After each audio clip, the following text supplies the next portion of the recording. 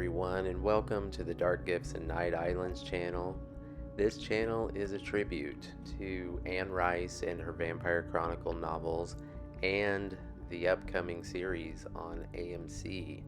For those of you that don't know, the AMC network did acquire the rights to these great novels, both the Vampire Chronicles and the Witches of Mayfair, just last year. And there's two things that are encouraging, even more exciting about this is, first of all, they paid a lot of money. I think I read 40 million. And secondly, Anne Rice and Christopher Rice are both sitting in executive producer chairs. I'm not sure how much creative control they're going to have, but it certainly does suggest that maybe they will have some sort of say in the creative control. And so before we begin our review of the novels, to refresh ourselves, I wanted to make a quick video about one of the biggest challenges that I think they're going to face in adapting the Vampire Chronicles. And every novel that's ever been adapted has come with challenges, because a writer has no limitations when they're writing a novel. They can use their limitless imagination, but when you're making a film or television show, you have to work within limits of budget, technology, the rating system, just to name a few. So one challenge in adapting these excellent novels that should present itself right away within the time of just the second novel is the challenge of how to handle Lestat's rock star career. Now, I want to say right away that I love the way that it's written in the novels. It's a great novel, and it works in the novel, and I love it. But however, for the purpose of producing this music and selling it to a wide television audience is not only a tall order, but it may prove to be ill-advised and even impossible. And the reason I say that is because in the novel, Lestat rises again from a self-made grave in the earth in 1984, much inspired by a rock band he can hear in the neighborhood. Long story short, he writes a novel in answer to Lewis's and quickly becomes a media sensation and a rock star. And this is all necessary and an important part of the story. The music described in the novel is sort of a singular thing. It's something that is profound, something no one's ever heard before, almost suggests that Lestat has rock fans under his spell. And this is why I want to suggest that maybe trying to reproduce the music for the series could do injustice to the novel, and if it's done the wrong way, it can even wreck the series.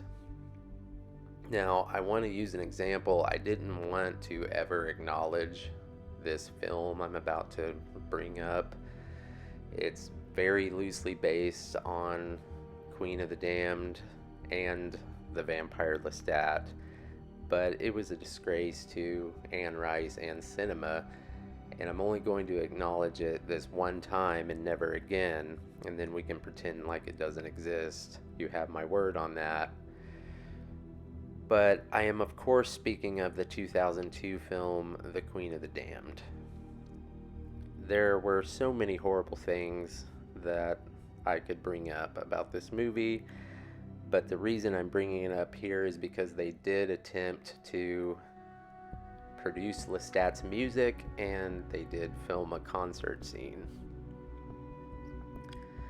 Now, I don't want to disrespect the actors and the musicians involved, because they did what they were asked to do. And I think it was Jonathan Davis of Korn was at the head of making Lestat's music. Marilyn Manson and some others were involved.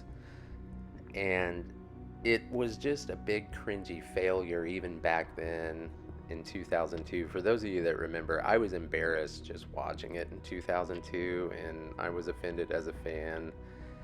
and just in general, the way they took two novels and just made up their own story.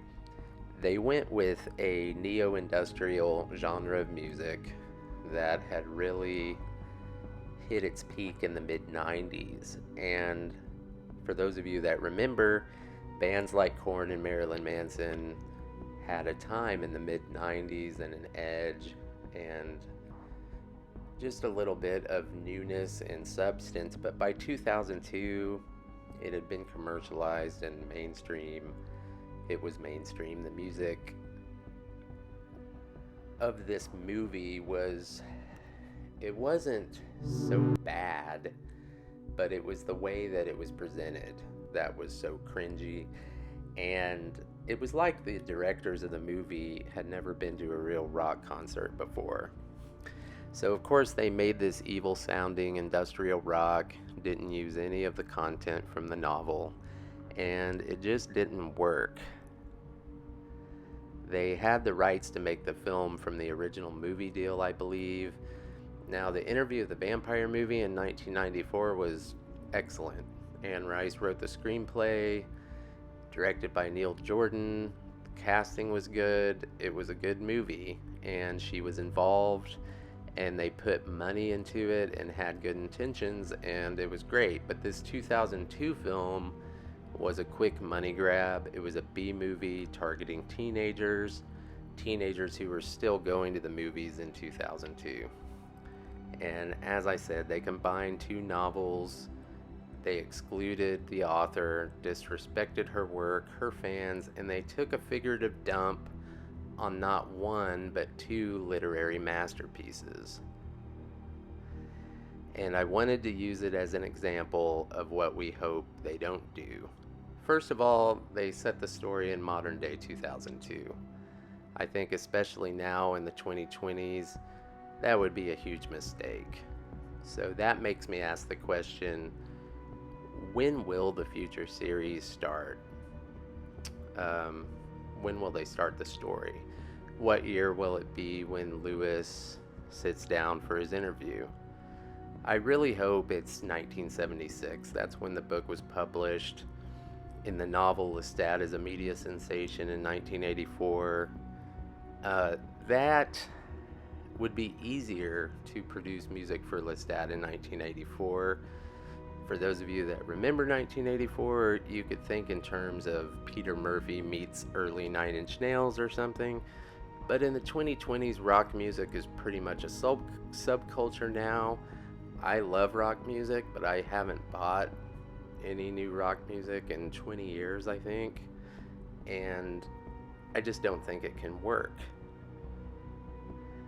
At the very least, I hope they start the story in a vague 20th century past, before internet, cell phones, etc. And I would just want to say again, if they stay true to the novels, the show will be a success. With 100 million books sold, the core audience is already in place, and the other demographics will follow a successful show like they always do. So I hope they don't dive too deep into the psychology of targeting audiences. I think it's already there. So I hope whoever is in charge stays true to the novels, and the AMC network is capable of setting the story in whatever decade they want to. They've done some great shows. So as far as producing Lestat's music, I want to offer a suggestion, and that is, don't produce the music at all. I don't see why it's necessary. This not only saves you money in having to pay someone to produce it, but it also eliminates the cringe risk that, doesn't really belong in a quality drama horror series. I see this suggestion playing out like this. Keep the story the same. Lestat becomes a rock star, preferably in 1984, but don't really make the music, just imply or suggest that the music's there with some muted beats and rhythms. Shoot music video sequences, like for MTV, like it was in the novel, for passing by television screens on the street or in a bar, maybe in front of Akasha and Inkle, and just use different sounds or, those muted suggestions of music, narration, or something during those parts. At the concert, in The Queen of the Damned, it's one of the greatest chapters ever written. There's a lot of great stuff going on, and all of the action has led up to this one event. There's lots of great characters there. Armand is there with Daniel. Cayman is there, and he's freaking Armand out. Mail is there trying to track Jesse down. And Lewis and Lestat are backstage, oblivious to the fact that the Queen is awake and destroying most vampires in the world. Countless vampires are there trying to kill Lestat. Thousands of human fans that have no idea how much trouble or danger they are in. And the music has very little to do with the action or the plot at this point, right? So just build the suspense for this climax of the concert, just like she gave you the material in the novel. When the lights go down, mute the music again. Use different means of audio. We could see the concert going on. Lestat's performing carefully, but you could make the audio match the point of view from the other vampires and other characters in the arena. Make it sort of a cerebral vampiric type experience. Maybe Cayman can hear Akasha going by in the sky above, heartbeats. Other vampires are taking position for violence against Lestat. Jesse's doing whatever Jesse's doing. But the actual performance can seem like a full-length concert, but using, carefully placed transitions, you can really get through the actual concert in 90 seconds or so. And then problem solved. You didn't have to take the risk of making this singular, transcendent, profound music that's described. You implied it was there, but now that the concert's over, you never have to worry about Lestat's rock ever again. And this is also a great money-saving idea, by the way.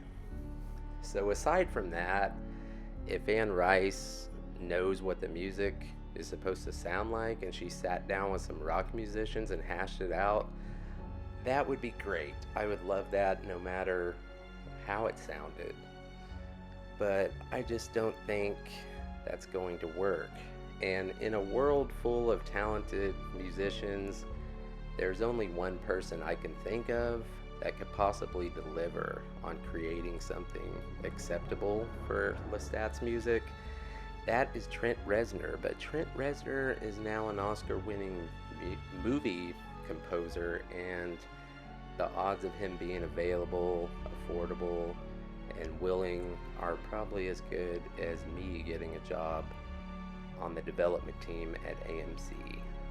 Not very good. Well, maybe it's not that bad, but you know what I mean. Well, please let me know what you think. I'm really trying to reach other Anne Rice fans, Vampire Chronicle fans. I would love to hear a better idea if any of you have one. And soon we are going to start our review of the novels, starting with book 1, Interview with the Vampire. And we're going to work on some homemade fan shorts for you as well. I'll keep you updated on those. If anyone is so inclined, we do have a Patreon page link in the description, but we know times are hard. We're just hoping to have people watching the videos in general. If you know of any Anne Rice fans, please let them know that we're here. Thank you so much for watching, everyone, and we will see you soon.